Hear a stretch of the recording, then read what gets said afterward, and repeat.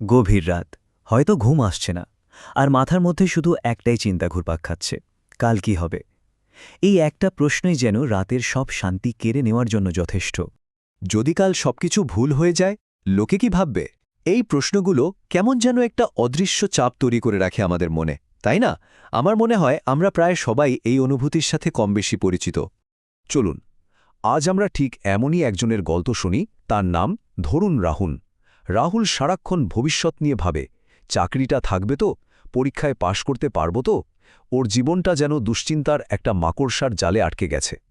আর তারপর একদিন হঠাৎ করে রাহুলের মনে হলো, আরে সে তো আসলে জীবনটা যাপনই করছে না, সে শুধু ভবিষ্যতের ভয়ে চিন্তা করে চলেছে। প্রত্যেকটা মুহূর্ত বর্তমানে না থেকে ভবিষ্যতের আশঙ্কায় নষ্ট হচ্ছে। আর জানেন, এই উপলব্ধিটাই ছিল ওর বদলে যাওয়ার একেবারে প্রথম ধাপ। ঠিক এই সময়েই ওর এই যাত্রাপথে রাহুল একটা দিশা খুঁজে পেল। ডেল কার্নেগির সেই বিখ্যাত বই how to stop worrying and start living. সত্যি বলতে এই বইটা আমাদের সবার জীবনকে কিন্তু একটা গভীর উপলব্ধির দিকে নিয়ে যেতে পারে। আর আজকের এই আলোচনা বিসিআই লাইফ স্কিল একাডেমির পক্ষ থেকে একটি ছোট্ট প্রচেষ্টা। তো চলুন সবার আগে একটু বোঝার চেষ্টা করি, দুশ্চিন্তার এই যে অদৃশ্য কারাগার, এটা আসলে কি জিনিস, কেন আমরা সব জেনে বুঝেও এর থেকে বের হতে পারি না। ডেল কার্নেগি এখানে খুব সুন্দর একটা কথা বলেছেন। তিনি বলছেন, দুশ্চিন্তা আসলে আর কিছুই না, এটা আমাদের নিজেদের কল্পনার তৈরি একটা ভয়। মানে যা এখনো ঘটেইনি, যা হয়তো কোনোদিন ঘটবেও না, আমরা সেটাকেই সত্যিই ভেবে ভয় পেতে থাকি। এটা বাস্তবতার কোনো সমস্যা নয়, এটা পুরোপুরি আমাদের কল্পনার একটা অসুখ। যেমন ধরুন রাহুলের কথা, ও ভাবছে যদি আমি পরীক্ষায় ফেল করি, কিন্তু আসল সত্যিটা কি? সত্যিটা হলো পরীক্ষাই তো এখনো হয়নি।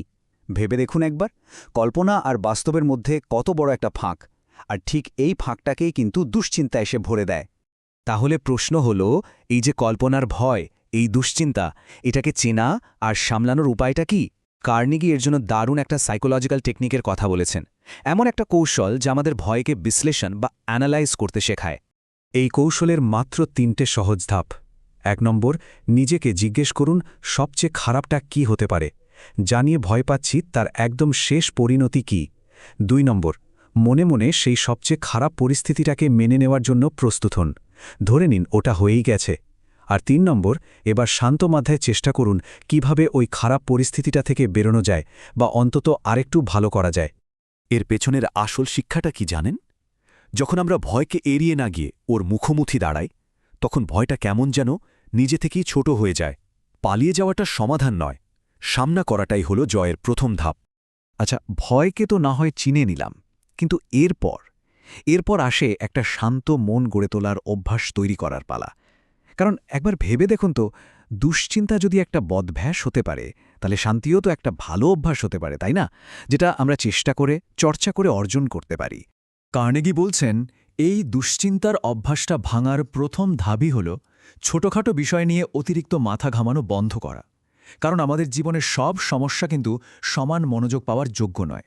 যেমন আমাদের গল্পের রাহুল, আগে ও বাস মিস করলেই প্রচণ্ড টেনশনে পড়ে যেত, কিন্তু এখনও কিভাবে ও ভাবে, আরে ঠিক আছে, একটা বাস গেছে তো কি হয়েছে, আরেকটা আসবে। এই যে ছোট্ট একটা মানসিকতার বদল, এটাই কিন্তু ওর মনে অনেকটা শান্তি এনে দিয়েছে। শান্ত মনের জন্য আরেকটা দারুণ চাবিকাঠি হল কৃতজ্ঞতা বা গ্র্যাটিটিউড। মানে যা নেই, যা পাইনি, সেটা নিয়ে না ভেবে যা আমার কাছে আছে তার জন্য ঈশ্বরকে বা ভাগ্যকে ধন্যবাদ দেওয়া। এটা করতে পারলেই দেখবেন দুশ্চিন্তা স্বাভাবিকভাবেই কমে আসছে। রাহুল এখন প্রতিদিন একবার করে ভাবে, আমার কাছে যা আছে সেটাও তো অনেক। এই একটা লাইনই ওর পুরো দৃষ্টিভঙ্গিটা বদলে দিয়েছে। ও এখন কি নেই সেদিকে না তাকিয়ে কি আছে সেদিকে ফোকাস করে। আর এই যে ফোকাসটা বদলে ফেলা, এটাই দুশ্চিন্তার গোড়াটাকে একদম দুর্বল করে দেয়। আর দুশ্চিন্তা তাড়ানোর সবচেয়ে সস্তা আর সবচেয়ে কার্যকর ওষুধ কোনটা জানেন? কার্নেগির ভাষায়, নিজেকে কোনো ভালো কাজে ব্যস্ত রাখা। আমাদের রাহুলও এখন ঠিক তাই করে। পড়াশোনা, কাজ, নতুন কিছু শেখা, এসবের মধ্যে নিজেকে একদম ডুবিয়ে রাখে। কারণ কথায় বলে না, অলস মস্তিষ্ক শয়তানের কারখানা। এখানেও তাই, একটা খালি মনই হল দুশ্চিন্তার কারখানা। মন যখন কোনো কাজে ব্যস্ত থাকে, তখন আজেবাজে চিন্তা ঢোকার সুযোগই পায় না। আমাদের সবার দুশ্চিন্তার আরেকটা খুব বড় কারণ কি বলুন তো? হ্যাঁ, অন্যের সমালোচনা। লোকে কি বলবে, এই ভয়টা, এটা আমাদের কত ভালো কাজ করা থেকে যে আটকে দেয়, মানসিকভাবে যেন পঙ্গু করে রাখে। কিন্তু কার্নেগি এখানে একেবারে উল্টো একটা কথা বলছেন। উনি বলছেন সমালোচনা আসলে এক ধরনের ছদ্মবেশী প্রশংসা। তার মানে হল আপনি এমন কিছু করছেন যা মানুষের মনোযোগ টানার মতো গুরুত্বপূর্ণ। সাধারণ গুরুত্বহীন কোনো কাজে তো কেউ পাত্তা দেয় না, তাই না? রাহুলও আগে লোকের কথায় খুব কষ্ট পেত, কিন্তু এখন সে নিজেকে বোঝায়, আরে মানুষ কথা বলছে, তার মানে আমি নিশ্চয়ই গুরুত্বপূর্ণ কিছু করছি। এই একটা ভাবনা ওকে অন্যের মতামতের জেল থেকে মুক্তি দিয়েছে আর নিজের কাজের ওপর বিশ্বাসটা অনেক বাড়িয়ে দিয়েছে। আর এবার আমরা আসছি এই যাত্রার সবচেয়ে গভীর, সবচেয়ে শক্তিশালী উপলব্ধিতে। বলতে পারেন এটাই দুশ্চিন্তা মুক্ত জীবনের আসল মূল মন্ত্র। বাকি সব নিয়মকানুন, সব অভ্যাস কিন্তু এর ওপরেই দাঁড়িয়ে আছে। কার্নেগি একটা দারুণ শব্দ ব্যবহার করেছেন, ডে টাইট কম্পার্টমেন্টস, মানে জীবনটাকে শুধু আজকের দিনের একটা জলরোধী বাক্সে আটকে ফেলা। গতকালের আফসোস আর আগামীকালের চিন্তা, এই দুটো ভারী বোঝা নামিয়ে রেখে সব মনোযোগ শুধু আজকের দিনটার উপর দেওয়া। কারণ এই আজই তো একমাত্র সত্যি, বাকি সব হয় স্মৃতি নয়তো কল্পনা। তাহলে রাহুলের এই পুরো জার্নিটা থেকে আমরা কি কি শিখলাম? চলুন একবার দেখে নিই। ১. দুশ্চিন্তা হলো আমাদের কল্পনার ফসল। ২. ভয়ের মুখোমুখি হলে ভয় নিজেই ছোট হয়ে যায়। ৩. যা আছে তার জন্য কৃতজ্ঞ থাকলে মন শান্ত হয়। ৪. নিজেকে ভালো কাজে ব্যস্ত রাখতে হবে। আর ৫.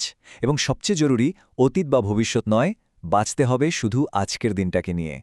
রাহুলের মতো আমরাও যদি এই সহজ শিক্ষাগুলো জীবনে কাজে লাগাতে পারি, তাহলে হয়তো আমাদের মনের আকাশ থেকেও দুশ্চিন্তার কালো মেঘটা কেটে যাবে।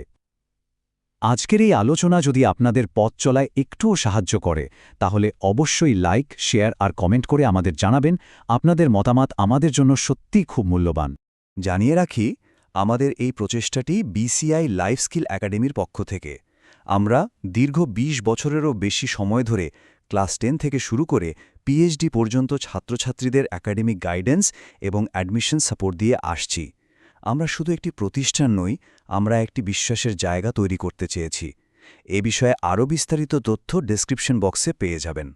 তবে চলুন আজ থেকে আমরা সবাই মিলে দুশ্চিন্তা একটু কমাই আর জীবনটাকে সত্যি মন খুলে বাঁচতে শুরু করি।